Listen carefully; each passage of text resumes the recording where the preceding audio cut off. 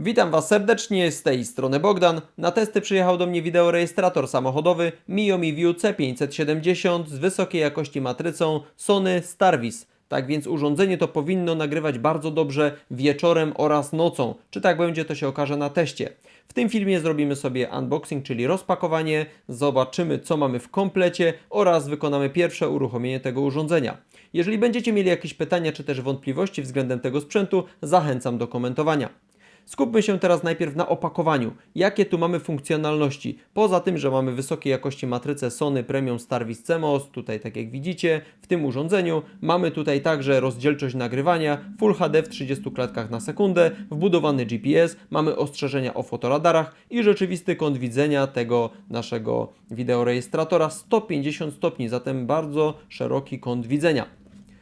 Następnie dodatkowe informacje, jakie tutaj mamy, to mamy tak, tryb parkingowy, taka funkcjonalność tutaj jest, jednak wymagane jest stałe źródło zasilania, np. za pomocą Smartboxa, czyli dodatkowego opcjonalnego akcesorium, które podłączamy pod instalację elektryczną w samochodzie. Nie rozładuje nam akumulatora, bo jest tam zabezpieczenie, ale nasz wideorejestrator będzie stale zasilany i będzie oczekiwał na ewentualny ruch przed naszym wideorejestratorem lub też za pomocą czujnika G-Sensor 3-osiowego, czyli czujnika przeciążeń, gdyby na przykład w samochód coś uderzyło lub ktoś na przykład oparł się czy też kopnął, tak więc dodatkowo wideorejestrator też się uruchomi i zacznie nagrywać.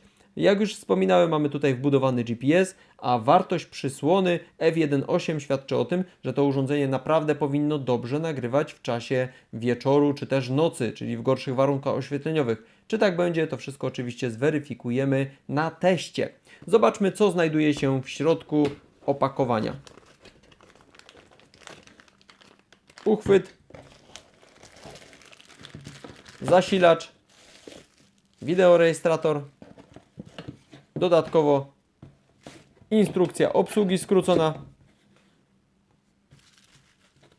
karta gwarancyjna, jakieś deklaracje, zgodności, warunki gwarancyjne. Wszystko tutaj jest, w języku polskim szukam, jest gwarancja i pomoc techniczna, proszę bardzo. Przejdźmy do skróconej instrukcji obsługi. Informacje na temat tego, jak to urządzenie wygląda, w jaki sposób zamocować na szybie, czyli oczyścić dokładnie szybę, odtłuścić. Możemy ustawić kąt naszej kamerki, zależnie od potrzeb, w jaki sposób przeprowadzić przewód zasilania i oczywiście w jaki sposób włożyć kartę pamięci microSD. Język polski wyszukujemy. O, jest język polski. Kilka informacji, jakie tutaj mamy. Poznawanie wideorejestratora, czyli jakie elementy tego wideorejestratora mamy. Używanie wideorejestratora w pojeździe. Możemy dodatkowo opcjonalnie zakupić sobie kamerę Miomi View A30, dzięki czemu stworzymy sobie system nagrywania z dwóch kamer, czyli Dual Cam. Tak więc możemy nasz wideorejestrator uzbroić w dodatkową kamerę. To jest dobra informacja. Wkładanie karty pamięci od 8 do 128 GB o klasie 10, jeżeli chodzi o zapis, czyli musi to być szybka karta pamięci markowa. Podróbki nie wchodzą w grę, bo będą problemy z nagraniami, z plikami. Ciągłe nagrywanie, nagrywanie zdarzenia, tryb parkingowy, ustawienia systemu, Mi View Manager, aplikacja na komputer, dzięki czemu wygodnie w komputerze możemy przeglądać nasze nagrania łącznie z danymi o GPS. Nawet nie musimy zegarka, daty ustawiać, ponieważ wszystko ustawi nam się tutaj automatycznie za pomocą właśnie GPS-u. OK. Tak więc wszystko, jeżeli chodzi o papierki. Spójrzmy sobie jeszcze na zasilacz. I za niedługo uruchomimy sobie to urządzenie. Jeszcze krótko spojrzymy sobie na menu. 3,2 metra przewód, wtyk, mini USB, zasilacz, parametry techniczne, na wyjściu 5V, 2 A natężenia i współpracuje z instalacją 12 i 24V, czyli w samochodzie osobowym, w ciężarówce będzie bez problemu to wszystko działać. Tutaj mamy uchwyt z przyssawką. Spójrzmy sobie, czy bez problemu będzie to dało się tak skręcić, żeby było na niemal pionowej szybie, na przykład w ciężarówce. Tutaj mamy nasz wideorejestrator samochodowy Miomi View C570. Spójrzmy sobie, jak to się prezentuje.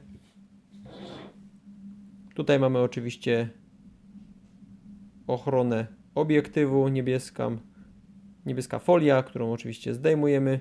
Tutaj mamy też folię chroniącą element polerowany, plastikowy. Nie będę teraz tego zdejmował. Tutaj mamy wyświetlacz dwucalowy, mikrofon, folia ochronna. Z lewej strony gniazdo mini USB, miejsce na kartę microSD. Z prawej strony 4 przyciski. Idealnie 4 przyciski pokrywają się z ikonami, które tutaj będą na tej samej wysokości. Od dołu przycisk Reset, którym możemy zresetować ustawienie do ustawień fabrycznych. Możemy zrestartować urządzenie do ustawień fabrycznych, czyli całe menu tego urządzenia oczywiście, przyciskając tutaj na przykład igłą, czy też cienkopisem. Tutaj mamy miejsce, gdzie będziemy wsuwać uchwyt z przyssawką. Patrzymy, gdzie jest tutaj otwór. Tutaj jest taki element wystający, czyli w ten sposób i wsuwamy aż do kliknięcia. O, klik. Urządzenie tak się prezentuje. Zobaczmy, ile maksymalnie możemy odchylić. Zobaczcie. O, więcej się nie da. Jest niemal pionowo, spójrzcie. Minimalnie, może tam 2-3 stopnie brakują, ale w ciężarówce jest to bez najmniejszego problemu. Przy płaskiej, pionowej oczywiście szybie będziemy mieli idealny punkt widzenia, więc nadaje się także do ciężarówek, autobusów bez problemu. A jeszcze drugą kamerę możemy sobie dokupić opcjonalnie A30. Wtedy możemy sobie zamontować drugą kamerę w dowolnym miejscu. Przewód od tej kamery do kamery tylnej, tam jest 5 lub 7 metrów, zależy jaki kabel będziemy mieli. Tak więc możemy sobie rozbudować. Dobrze się to wszystko prezentuje. Oczywiście przyssawka. A teraz uruchomimy sobie to urządzenie i sprawdzimy pokrótce menu tego sprzętu. Przyda nam się tutaj powerbank. Odsuniemy zasilacz. Wykorzystamy powerbank, żeby zasilić to urządzenie. Mamy tutaj przewód, mini USB, ale zanim jeszcze podłączymy, wsadźmy kartę pamięci. Ja tutaj przygotowałem kartę pamięci Samsung Evo 128 GB. Włożymy zgodnie z tutaj nadrukiem. Kształt karty pamięci jest tam oznaczony, włożone. Dobra, teraz włożymy sobie wtyk mini USB, proszę bardzo. Tutaj mamy diodę informującą nas o pracy urządzenia. OK, uruchomienie urządzenia jest bardzo proste. Zobaczcie. Oczywiście taki niebieski tutaj obraz jest spowodowany folią ochronną, ale to zdejmę sobie podczas testów. Co możemy zrobić? Jak patrzymy sobie na to urządzenie na wstępie, patrzymy tutaj, że wszystkie 4 ikony odpowiadają 4 przyciskom. Zatem jeżeli chcemy wejść do jakiegoś menu, naprawdę bardzo prosto trafić, przycisnąć przycisk, więc z tym nie ma najmniejszego problemu podczas eksploatacji. Automatycznie, gdy wideorejestrator się uruchomi, rozpoczyna się nagrywanie. Tutaj mamy informację, czy jest GPS wykryty, czyli sygnał jest pobierany. Jeszcze nie, znajdujemy się w budynku. Przejdźmy do menu. Menu odtwarzanie plików, kamera, czyli możemy zdjęcia robić.